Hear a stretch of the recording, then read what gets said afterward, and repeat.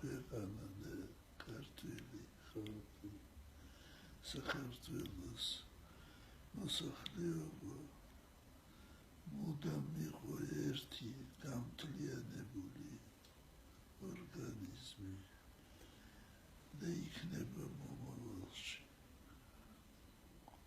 ვერავინ ვერ შესწრებს ჩვენი ერისა და ეკლესიის დარღვევას. მე სამ დღეში ჩამოვალ თბილისში და მე იმედი მაქვს, რომ ყველაფერი დამშვიდება, გაირკვევა და ყველაფერი ნორმაზე დადგება.